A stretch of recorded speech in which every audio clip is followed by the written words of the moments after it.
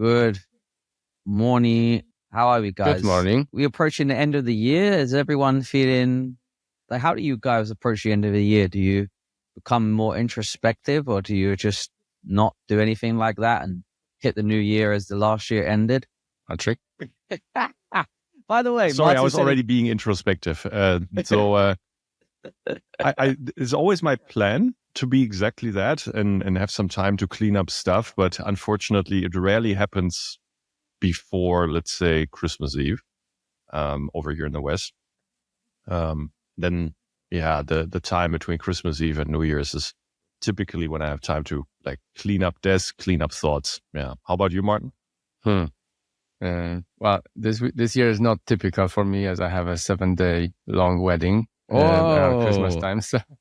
So I'm kind of one leg there. But yeah, just basically make sure that all of the products are on track and none of the clients will be disappointed. That's pretty much it. How much time did you have to spend for taking measurements for your dressing for the wedding? I just went there for a day, perhaps. But now I'm learning dancing because I have a few different dances to perform. Come on, show us. By myself, yeah. Show us. Come on. Well, you guys will see afterwards. You know what we should do? We should take, because many Indian weddings in northern India, I think, Martin, if I'm correct, would live stream the weddings. So we should live stream via Bricks and Bytes.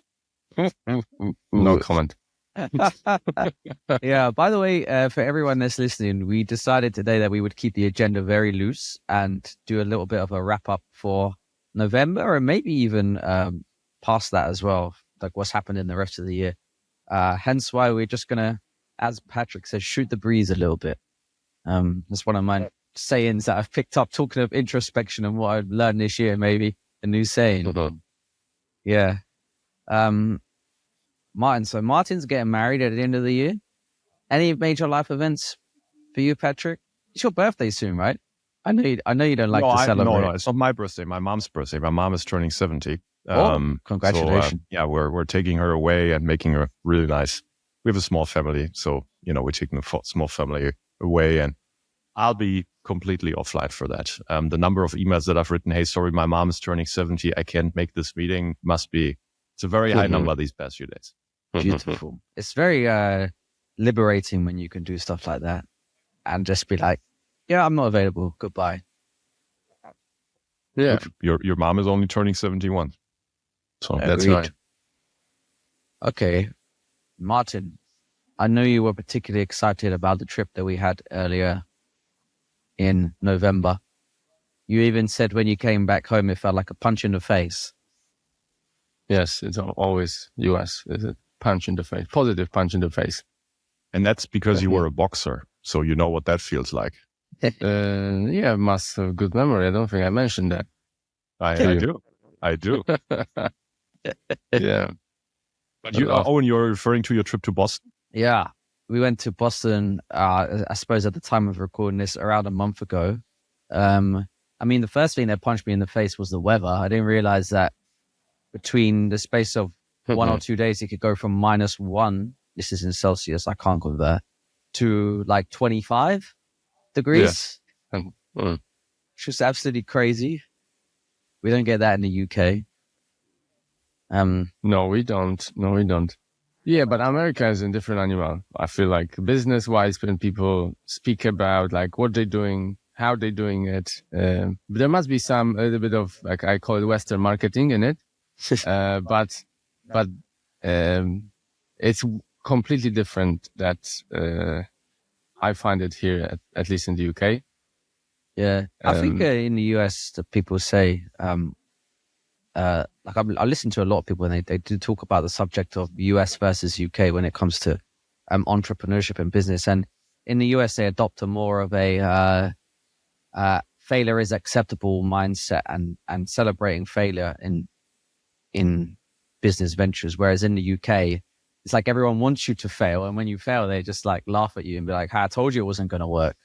Whereas in the US, it's like, you tried really well. You tried really hard and didn't quite work, but let's go again. Yeah, Yeah, obviously everyone says this, but that this has been the case. That's how US is. What do you guys think? Like, why it is this way? That people have this approach to failure? I mean, it's easy to say it's a cultural thing, but what is culture? Culture is the sum of behaviors. That's how you can define. That's one way to define culture, at least in my mind, is the sum of behaviors. And so, if there's enough behaviors that actually are accepting of a certain thing, like for example, failure in driving innovation, then that's your culture, and it becomes more acceptable for everyone else to actually have that behavior. And so, maybe in many parts of Europe, I wouldn't say actually most of them, but in many parts of Europe, dominant behavior is, risk aversion, incremental improvement, optimizing systems rather than changing systems. It's been a long continent, a long economy, and most of the buildings that in the US you would call ancient are 100 years old. Most of the buildings that they call ancient in Europe are maybe 800 years old, right? Yes. So we do have these, and maybe there's a little bit that history that drives more, let's say, behaviors to preserve the steady state rather than change the state. So it's a bit of a philosophical answer, but I think it's this kind of behavior that drives innovation culture. Interesting would be to go back in time and see what was the sentiment like 100 years ago. But maybe part of it is that as kind of we have mighty dollar and this called milkshake theory, the U.S. economy is the largest as well, and maybe people just get quote unquote indoctrinated by this fact, hearing all of this, and that's why they approach to greatness is in this way. I don't know. That was 150 years ago in Britain, like that. Look, the pound used to be the world reserve currency before World War II. You're exactly right. And I do think that liquidity that your market can attract liquidity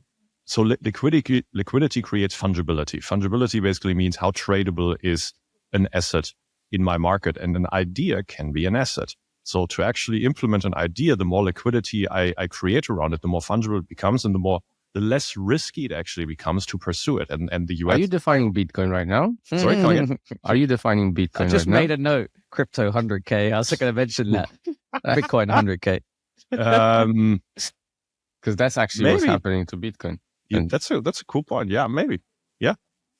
but see, that's when risk gets taken away for me to actually pursue an idea, right? Whereas, it's like go into a small market with almost no financial liquidity in it and try to drive an innovation idea. That's entrepreneurship taking a lot of risk, right? So that shows you that if you have more liquidity around you, it also becomes a little bit easier to actually do innovation or pretend innovation.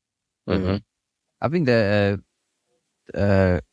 Martin, I thought you would have a more educated answer, honestly, after we spent I don't know how long you spent in that bookshop that we went into that had books that were probably like 200-300 years old in.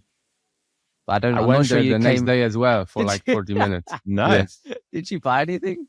I love the old stuff, old books, I have to say the bookshelf behind you is getting fuller and fuller, but you don't seem to be getting more educated, I must say. What gets me the most exciting about old books? I bought a book from this shop. It was not from this shop, but what gets me excited about these books is that I bought this book about Chicago land prices from 1800. And what is so exciting is like how people were thinking about it. And these kind of real estate cycles, they go in cycles, etc. So it's super exciting because it's about it's about human psychology and etc. So it happened in the past, it will happen again. That's pretty much, technology is changing obviously, but human behavior is the same. So so it's I like this view of how people were thinking in the past, and then it's gonna be very similar now because psychology doesn't change. Yeah, sorry, I got you. Cycles do repeat. Financial market cycles do repeat. Yeah. Ain't that the truth? So we spoke to Ediphi, which will be the next super series release, which we're hoping to get out in January, which was a very awesome experience. And also Suffolk do a boost cohort each year, and we spoke to each of those startups, which was it was nice. It was intense, like 2 days of I find it quite funny is when you watch videos of people doing these interviews, you think, oh, they look like they're living the dream and whatnot, but it's actually really exhausting when you're doing those. And after, I don't know how many hours you've done, 8 or 9 hours over the few days, you're like, oh, you feel it. And then we go to a bar after and you have like one small drink and you're like, oh my goodness, this has gone to my head. But I love how you always have the feel-good plant in the middle of your setup for these podcasts. We had a choice, actually. Is that a plant you travel with that you bring everywhere? No, but actually that's an idea. That's a cool. Yeah, that's a great idea. I can't wait to watch it. When are you going to release it with Ediphi? January. Nice. Yeah. And we're also planning to do some more trips over the pond next year to explore a bit more of the US and do some more series with the good companies out there. Yeah. Oh, and where are we going? To New York or to San Francisco? I think both. Let's do both. Okay. New York in Q1 or Q2 and then San Francisco later in the year, which will be cool. If I were you, I would do New York in Q2. Not Q1. Okay, weather? Talking weather? Not being... Maybe March, but I wouldn't go Jan or Feb. Yeah. Another cool thing we done this month was release our AI in construction reports. I think we spoke about it in the last monthly review, but we were testing and trying to test demand and see whether people would be interested in the content in a written format and a little bit more structured and in depth, perhaps, than just what you would get on the podcast.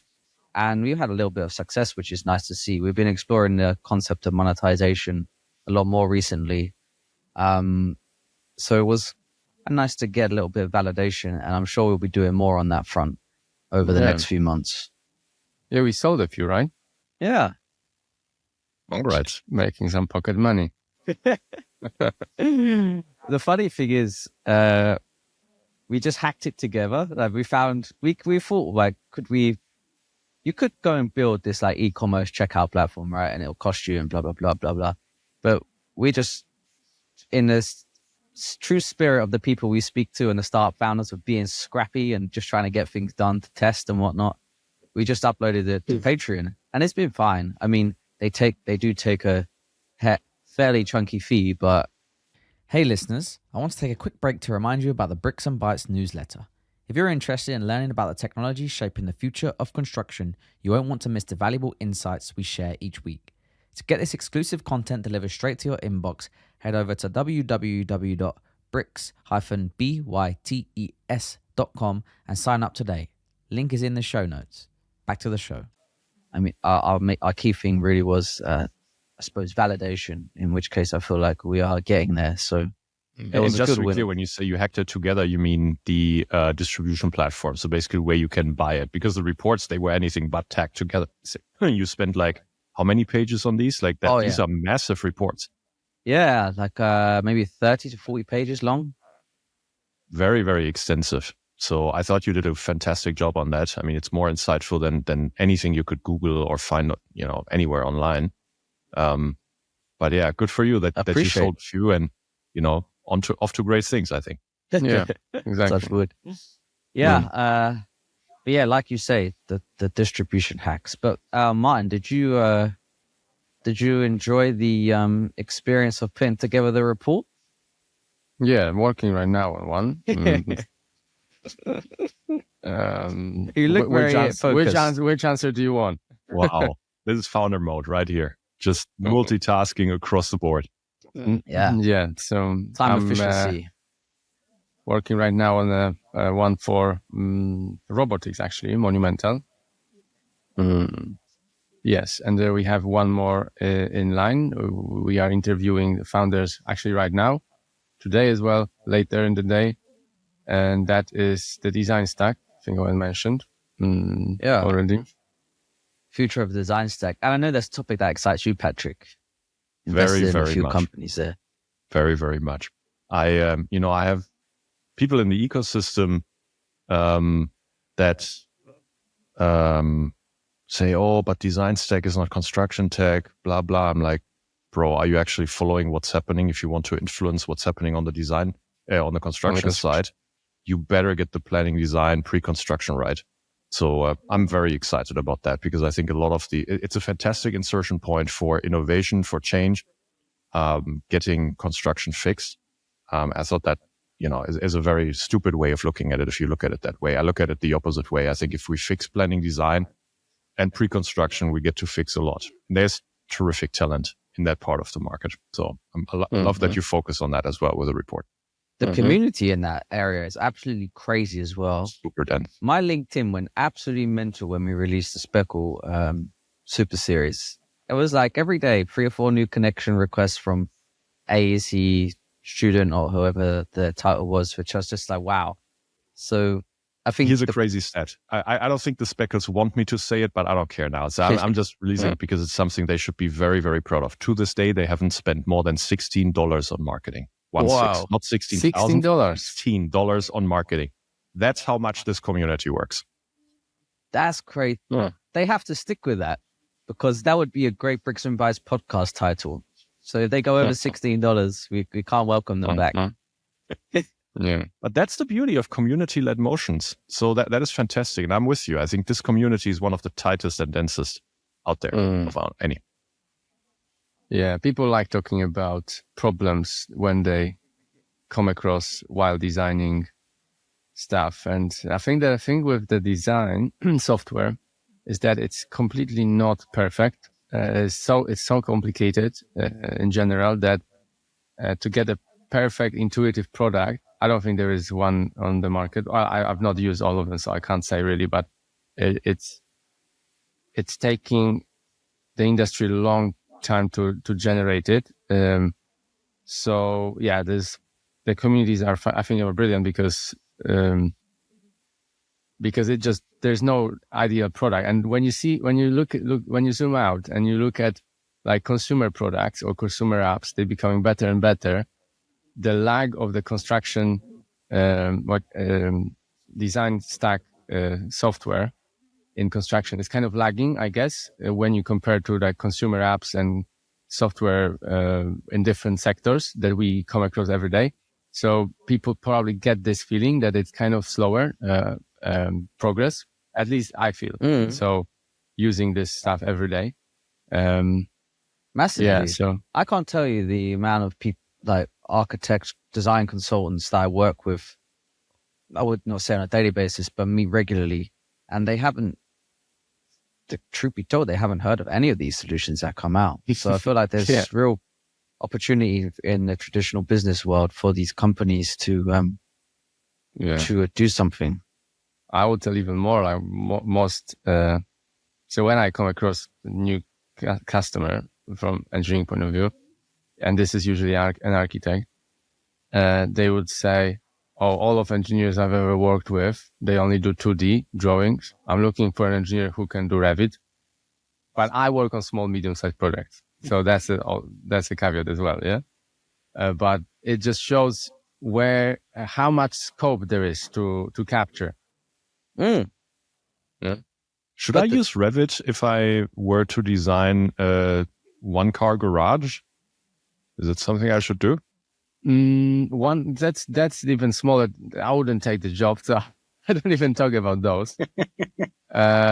No, that's a good point that you don't have to use 3D stuff for everything, but so I don't want to talk about my book too much, but when I deal with... You're releasing a book? As in like what I do and etc. I would buy it.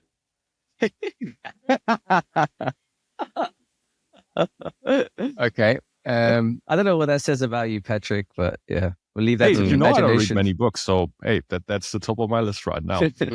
I'm waiting for it. But sorry, go on. I think I lost the thought. Oh, you can be forgiven. So the construction, the designs are complex, can be complex, especially when you're dealing with existing buildings and there is existing stuff in there and you want to get to the tender stage in a perfect manner so that there's customers not at risk of paying more money than they contract to pay. Yeah. So you really need to have a good design, and 2D doesn't allow you to do this unless you do lots of manual sections, and it just the fee would go through the roof. So it's much easier to do it through the 3D. Yeah, and but there's no good software for that. We just finished a project, quite a large one, in South London High Street, and it was such a pain to detail all of it in Revit. It was just insane, and it's not designed to do what engineers, for example, do, and the architects demands that these details for construction, etc. It's just insane how difficult it is. This one took us way longer than had we done 2D drawings. Okay, so it just shows how much, again, scope there is in this space for startups. In the traditional world, it like does amaze me, because in two sides of my life, I'm connected very much with the small medium business world, and then the other side, I'm dealing with the startups and the technology and what's happening, and the disconnect between the two. I've not seen such a strong, like, I'm really feeling it recently. Even basic things like speaking to older colleagues, and they haven't still to this day not used ChatGPT, and you're like, what have you been doing?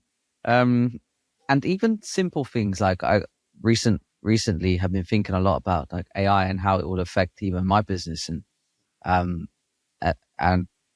the output that, say, one person can do now versus perhaps what that was 5 years ago. So I truly believe that in the next few years, you'll have one project manager, quantity surveyor, whatever you want to be, being able to do the output of maybe 10 plus people with simple things. And I can give you an example of I was working on a project recently with a contractor, and they were having some issues with the contract and getting paid some additional work that had been completed. So I took the contract, uploaded it into Claude, and then basically asked Claude, what are the mechanisms? What do I need to do? And it gave me 5 steps I should take. Number 1, like don't go contractual yet. It's too early because this will start a legal process, blah, blah, blah, blah. Send a professional, but I can't think of the word, but a letter that puts pressure on the client to act. And then 3 or 4 more options. And then do you want me to write the letter for you? Yes. Perfectly worded letter produced maybe in 15 minutes of work. I remember times when I was doing this stuff maybe 5 years ago, and this would take like all in 3 or 4 hours, plus people to review, another few hours, then reiteration and whatnot. So best part of a day to get this job done. And this is 15 minutes of work. And it's perfect. Almost. Yes.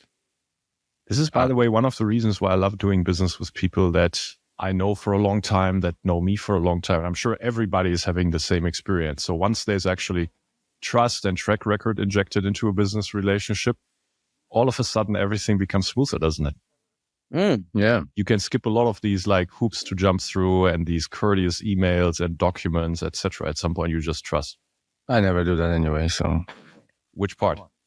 The courtesy emails, and I think there is enough demand for work, and what I find is that in this industry, the only one thing that you need to do is to do things correctly, and people will come back to you every single time, because there's so much incompetence around, unfortunately, that people just want you to do things correctly and on time. That's it. I have a question for the two of you. So how do you guys feel about, and sorry, I don't want the political part of the discussion. Let's not discuss politics. I'm more interested in how do you feel about venture people entering governments? Either, founders, startup people, or the VC side of people, like venture people. What does it mean to you when they enter a government? So I can start. My first thing is like, what have you achieved so far? Okay, because if you've not done anything, and you're trying to get into, if you haven't haven't got substantial outcomes in the past, and you're trying to get into the government, then you probably are going not to be super productive for the society. That's my first reaction to it. On the specific venture people, But would they be successful, or they just trying to lobby certain areas of their activity? The ones that I have in mind right now that are discussions for government jobs would all be by traditional standards be considered successful. I think there are standards by which you could actually unmask that and show that maybe there was whatever. But let's say to your question, yeah, they would be by traditional standards considered successful. Mm-hmm. Yeah. So, like, listen, there was a part of so I don't want to speak for Owen, but maybe 2 years ago when we started speaking with venture people, it became quite apparent that people in venture are doers, and they are very proactive, very smart, very spot on, and then don't waste time. So I would hope the person or people you're speaking about are this type of people that can get the shit done. And for this attitude, that's a great thing. But I think there might be some, I don't know. I don't think I know enough about the exact case. Okay. To show the bear side of this, perhaps. Yeah, or at least they painted the facade of being in such a way that they come across like they were they could think very practically. But yeah, it definitely invoked our curiosity, Martin. I remember we spoke about it at the time, and when we were speaking to the venture capitalists, it was always much more interesting to us as individuals. I think in some respects they come across like they had a very good understanding across the whole ecosystem. Exactly. At a good enough depth, which was interesting, and also we were exploring that as a personal interest at the time. So yes, but in terms of venture people entering government, Patric, your question literally: do you mean an ex-VC going into like a government like the British Parliament? So there's already a twist that you added. That is the X part. What if it's a current VC staying a VC entering the government? Well, no, that's not going to work, right? Because they have vested interest in certain areas of what they do. And, people would have to be blind not to see that there's everyone has I don't know. I don't want to sound too bad, but they will be commingling their interests with what they do. Okay. And I think that's something that should not be acceptable. Would the job description involve a lot of travel? A lot of travel. Okay. Why? I'm kind of stealing this from you, Patric. You basically you've kind of planted this seed in my head about the amount of traveling that VCs doing, and I just can't unsee it since we had these discussions. Do you want to become a mayor of Essen? So I'm just thinking, why not? I'm thinking if the job description within Parliament doesn't involve a lot of travel, maybe it's not for VCs. Oh, I have no idea. Actually, I don't know. I don't know. I mean, many VCs do travel a lot. Yeah. Some of them not at all, like myself, but it's a bit of personal choice. I think the norm is, the VC part of the job would involve a lot of travel. But keep in mind, it could also be startup people that enter the government, right? So that's also something that, you see happening right now. But wait a second. So being in a startup and then entering the government as well? Yeah, maybe the word startup needs to be a bit more broadly defined. Tech people in tech. Oh, okay. Yeah. Oh, got it. It's happening, Mark. It's happening. I think listen, my feeling and immediate reaction, there's probably multiple layers on top of it. But if you can get shit done, that's what all the governments need. Like looking at what's happening. I have only a little bit of experience looking at things back at home in Poland, here in the UK for the last 7 years, and obviously everyone is watching a little bit of the US, if they want or not. But there is a theme that people just don't get stuff done, don't get stuff changed. So I think the more people who can really do it is a good thing. Maybe the next question is, when is Europe going to launch the Doge, D-O-G-E? So, yeah. Did you mean the US situation, Patric, asking this question? I mean, yeah, that's one of the situations where you see it happening. But also Macron, I mean, okay, now his government collapsed for a second time. But Macron, over his tenure, so he brought more and more people into, let's say, the administration. Let's not call it the government. Macron has been very, very innovative in France about bringing people from the tech ecosystem, people from highly reputed Grande École in France into the parts of his administration. I actually had a so I probably shouldn't say who it was, because I'm actually not sure if I'm allowed to or not. It could be permitted. I have no idea. It was first for me, but I spoke to someone in the French administration, one of the ministries, who are dealing as part of their ministry, which I didn't expect, with forecasting scenarios and how technology and venture capital will influence those. And these were like very young, dynamic people. And that's what Macron did in France. So it's not just the US. This is maybe happening in more places than you think. I could see very positive sides to it. Like everything, there are trade-offs. Like there's no decision in life that doesn't have a trade-off. So that's why I'm curious about how you guys felt about it. Yeah. It's interesting. I don't think I thought enough to like have a 100% view on it, but yeah, if you can get the stuff done, I think that's the right attitude in these places. The question is like, then how much they will be forcing like their solutions or their lobbying their industries, this kind of stuff, which can, but I've heard someone say, at one point, and I'm sure you guys heard variations of this, hey, the best form of government is a benevolent dictatorship. And so I'm not saying whether I agree with it, whether I disagree with it. But I think when people say things like that, they mean, hey, the dictatorship gets the most stuff done. Exactly, yeah. But you need it to be benevolent to the people. That's the tricky part, isn't it?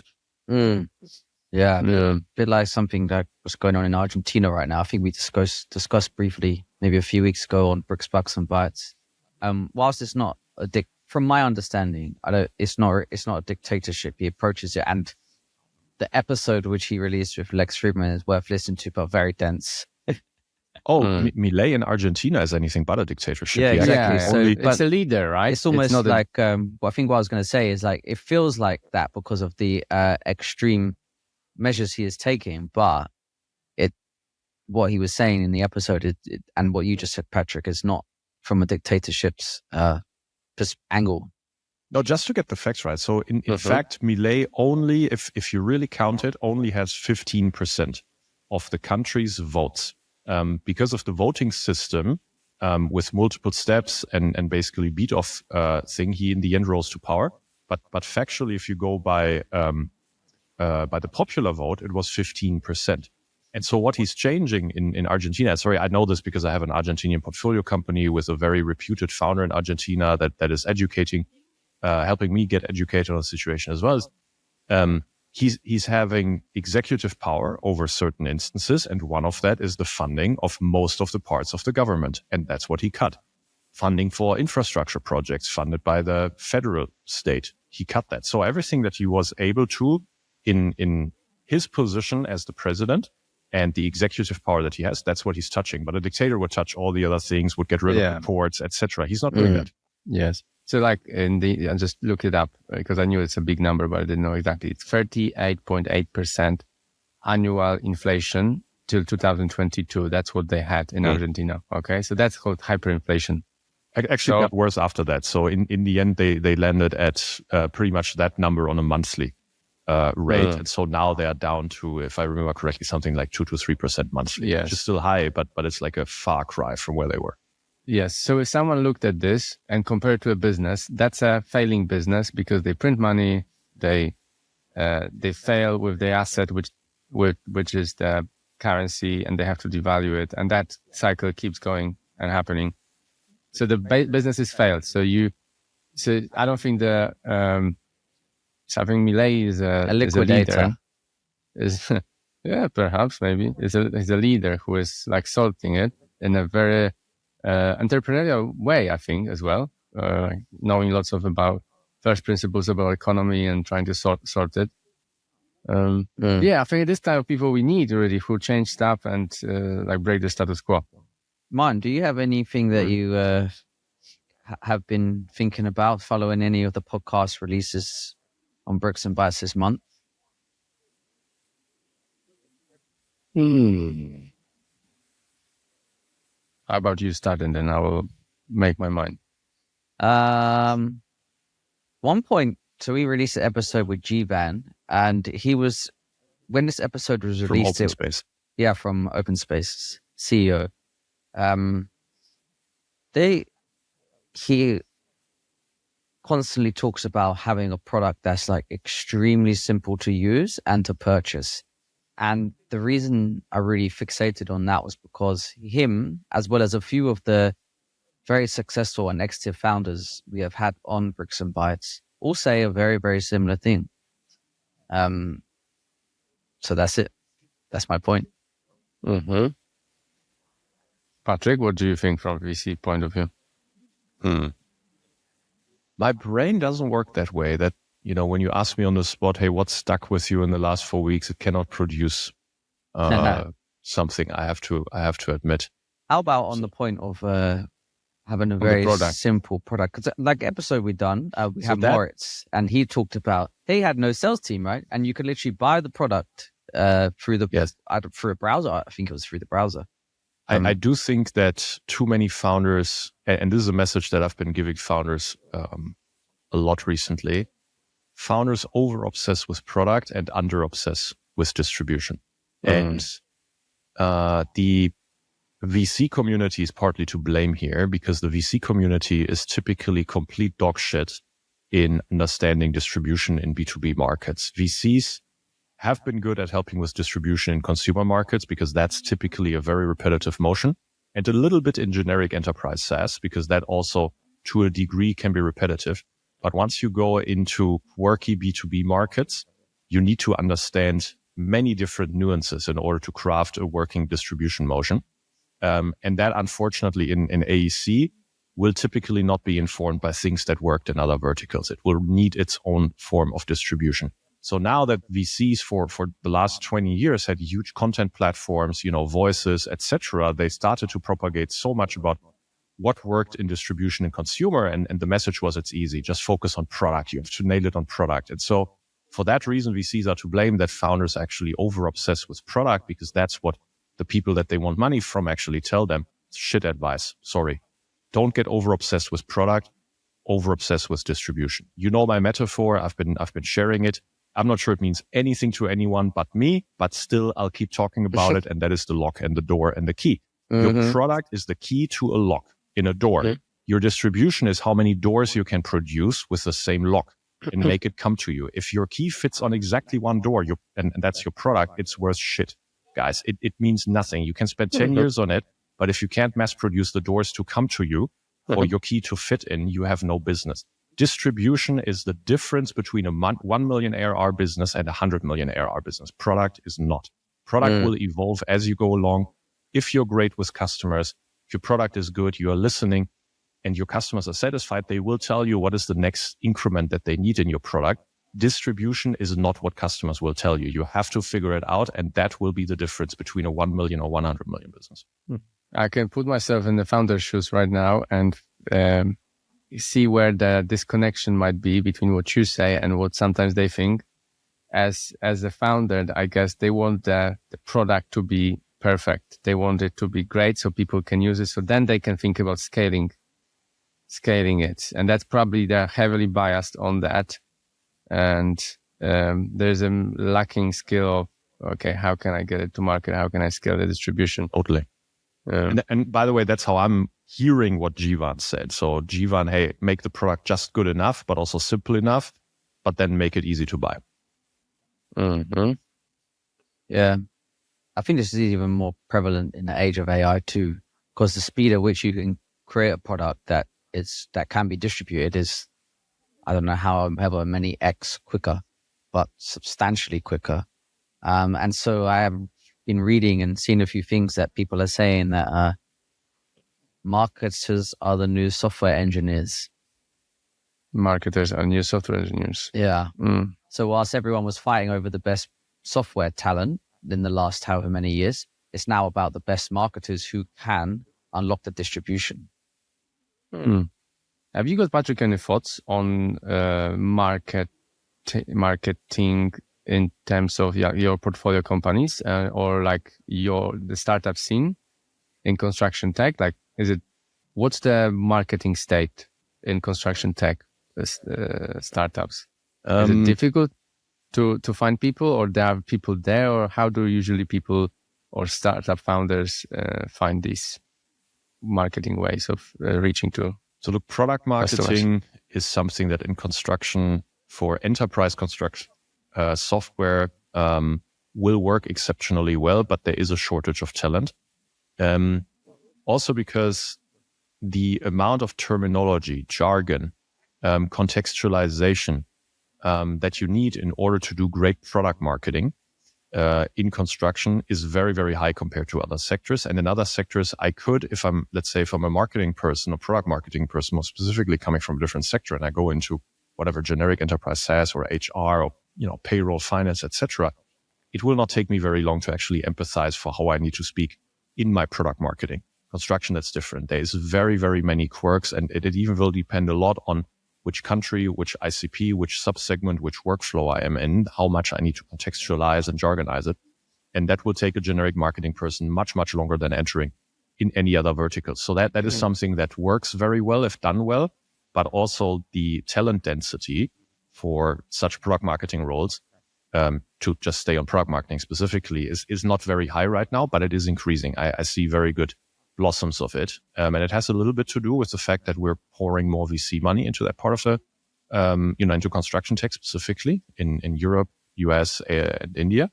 And that obviously creates more and more ability to absorb talent and train the talent. So I think in 5 years from now, we will have very dense marketing talent. Mm-hmm. Yeah. I think we also find that it's difficult for good marketing people in construction and construction tech. Would you agree on? Say that again, Mark. It's difficult to find good people in construction and construction tech who do good marketing. I suppose you could say that about any role. No, particularly marketing, actually. It's difficult to find good people, huh? Okay, we can leave it there. Do we want to go down the rabbit hole? Okay, I've got a question. So as we are going in the end of the year, what's, Patric, the vibe right now compared to January 2024 in terms of technology that you see more and more, or like a shift, if any? So I'm completely non-judgmental. I'm just stating observations. So a lot of agentic AI in AEC tech that wasn't being pitched in January. Weirdly, a lot of feasibility software for the earliest feasibility stage, which in January wasn't pitched as much. The companies had been around, but it wasn't pitched as much. There's a weird, I don't know, convergence of people going out to market. For that. Overall, a lot of optimism the last 6 weeks in the Western markets, more so than in January, about generally the construction markets, the AEC tech markets, IPO appetites and talk about IPO for sure. So yeah, these are a couple of things that are very different. Are you seeing, there's been a lot of people we spoke to talking about how AEC space is attracting better talent. Obviously, Patric, you speak to a lot of founders. Is this true? Are you seeing like, okay, we're attracting more, but are they better? Day and night compared to when we started Fundamental. So I'm not sure. It's not day and night, December 24 to January 24. So that I would say I couldn't track a difference. with like eyeballing, but compared to January 2019, which is when we launched our first fund, day and night. Absolutely. Talent density is insane now. Very good. So that's good, no?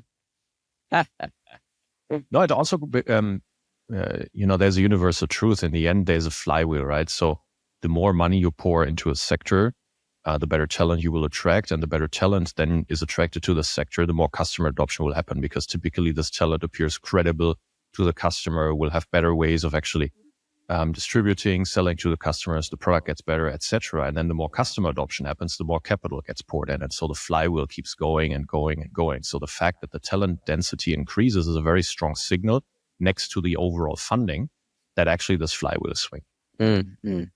That's interesting what you said, because also based on that, I guess there is a side effect, which will be the more money coming in, the more startups, the bigger the ecosystem becomes. And then there will be probably kind of ridiculous situations because of the amount of capital in the space. And there will be lots of like a few situations that are completely didn't make sense and wouldn't make sense in normal environment of like a steady growth instead of like more exponential growth. Yeah.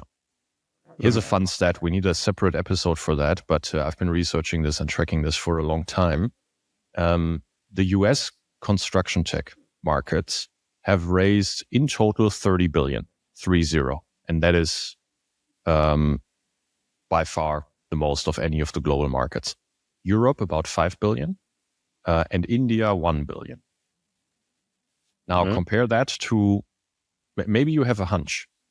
What are the exits produced? What is the exit value from construct tech companies in each of the markets? Do you have a hunch? Much higher in India, huh? Which is the lowest. Take a ventured guess. So 1 billion in India, dollars? Yep. 5 in EU and 30 in the US. 5 in Europe and 30 in the US, yep.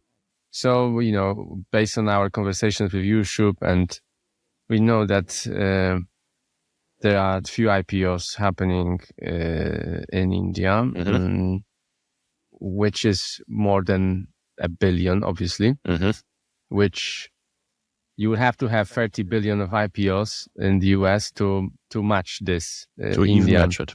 Yep. To even match it, right? So, which I can the M&A or strategic exits, but you're right. Which I can guess is not happening. So I'm pretty sure that India is. I don't know about Europe much actually, but my guess is that India is ruling here. Agreed. Do you want a number? Yeah, take a guess. So 30 billion in the USA exited value. God. I mean, you know one of them. You know the biggest. So just to give you a hint, right? So it was Procore. Procore was IPO for 9 billion. At the time. Okay, yeah. Let's go with 75. 75 billion in the US? Yeah. Oh my goodness, no way. No. I think so I don't know the exact number because there will be M&As and trade exits, etc. So it's the public markets that we can track the most, but luckily they will also produce the biggest ones.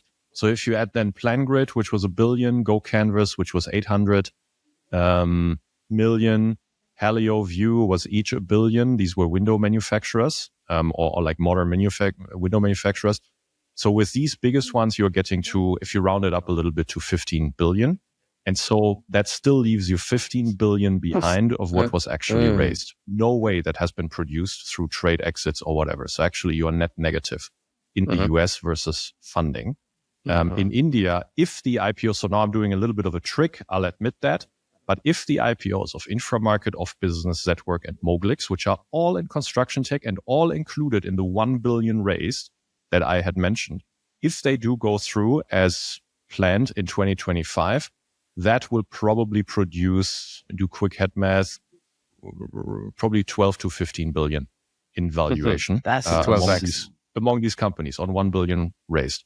EU on the 5 billion raise. So there was RIB software, which was sold for 1.2. That was a big one. Overall, if you account for, so there was Enscape for 300. So if you count everything, you're probably getting to about 3 billion in exits. So 3 to 5. So that gives you a little bit of an idea. Yeah, amazing. Guys, 2025, we're moving to India. Well, I'm staying there till 5th of January, so I might decide to stay anyway. Yeah, I'm actually curious. As a when you're wed to an Indian national, do you have a residency permit automatically? No. I need to apply for something. Okay. But yeah, to buy a property, for example, I will have to get some card, whatever. Okay. You can adopt me, Martin. So yeah, no. Okay. So it's amazing, actually, statistics. The feeling was there, but I didn't prove it with any numbers. But so it feels like if you are an investor and you're searching for yield from your investments, you're going east. If you are a startup founder and you want to get a lot of money, you go to the west. Brilliant summary. No one can say it better, Martin. Oh, thank you. Which way you going, Martin? Oh, I'm definitely on the east side. Yeah, that's interesting. Another way of putting it is, let's say someone were a grifter, there is an ideal market to go after. That's kind of funny. I would actually see myself going more west because I enjoy the concept and thought of building stuff versus investing, making returns that way. But it's not the fact that there is a return that means that there is a base layer providing this return. So the startup or a business is providing this return for an investor. So there must be a good business there already. True. Yeah, good point. Maybe the business is managing money and getting management fees. Oh, maybe that's another way. Yeah. Okay, let's do it. 2025, we'll record this one from India. I would like to do something there, actually, in terms of recording with some. We should actually. That's a good idea. Yeah. Maybe we'll add that to our destination list next year. Yeah. Do it live on the streets of Mumbai. You will need. But their headphones would be like 3, 4, 5 times the size of this one. Yeah, we can do a intro and a tuk-tuk. Yeah. Guys, I think because much as we have discovered this year and the number persists, USA is our number one listener base. And one thing that I've been thinking about recently is Christmas traditions as Christmas is approaching. So I think it would be interesting, as we have a bit of a spread of color here from European nations, what you guys typically do in Poland and Germany for Christmas. Okay. And when you mean you guys, you mean my fellow citizens or myself? Whichever way you want to take it. I think it would be good to hear stereotypical German. And then if you want to share what you do, go for it. The stereotypical German would be they celebrate Christmas with gifts and openings actually on Christmas Eve. So not on Boxing Day, the morning and nothing much on Boxing Day, as you Brits say. So we don't have that much of a tradition in Germany. So typically family would huddle, 4 p.m., 5 p.m. in many households, not all of them, but 4 p.m., 5 p.m. on Christmas Eve, have a get together, maybe eat some cake, have a good dinner. And then some families would actually, because the kids pester the hell out of them, open the presents before dinner. Some of them would actually discipline the kids a little, think they discipline the kids a little bit by having it a little bit later. Everybody would stay up long and, a little bit of, good food and wine. And then in the morning, slow morning. And then many families would actually use either the first or the second, so the 25th or 26th, to visit more distant family. It could be, grandparents living in another part of the country, etc. And then after that, pretty much it's over. So what, 3-4 days and then back to normal? Yeah, more 2-3 days. Yeah. Okay. Exactly the same as Patric described in Poland, but we don't eat that many bratwurst. No, you eat Krakow. So yeah, we have some other delicacies over there. How about here? Vodka is I think Germans, by the way, only eat their bratwurst in summer over a barbecue. I don't think they eat it as much grilled inside. By the way, I was in this wedding in Bayreuth yesterday, and there's this small little box on the street maybe like 1 meter by 4 meters, 3 meters. And this is the most famous bratwurst shop. Oh. It is like 30 people queuing every single time in the day. Every single time in the day. Beautiful. Yeah. British tradition is how British do you want to go? For Christmas Eve, usually spent in the pub. Is that right? I mean, yeah, typically, not everyone, but it's like a Christmas Eve pub night is like a big thing. And But only until curfew. Only what? Only until curfew. Well, I think he does curfew, but usually ends up in fights. So that's typical. I usually go to the pub. Back in my 20s, I was obviously in the pub with my friends, but I usually go to the pub with my dad now, and we have a drink. And then on Christmas Day, it is morning, typically at home with family, like close family, like wife and kids. And then we go to not distant, but like secondary. So like in-laws, mom, dads, sisters, aunties, wherever, all congregate in one place for the afternoon. And we eat wonderful British food like roast turkey and pigs in blankets and I can smell it. roast lamb. And then Boxing Day is people typically. I'm not a big fan of Boxing Day, but it's another day of eating and drinking. Go to the stadium. Is that a thing for many families? Actually, yeah, correct. Football is a big thing. It's back, Premier League or whatever league. People go, and I would definitely go if I could get a ticket, because it's just I hate sitting around indoors for two days in a row. And that's it. And then we have New Year's Eve after that, which, depending on your personality, there's no strict traditions, but people go out for New Year's and enjoy that. But the construction industry typically shuts down, so we always have time off from work during those typically 2 weeks. Yeah. How does venture go, Patrick? Is it quiet around there? Yeah.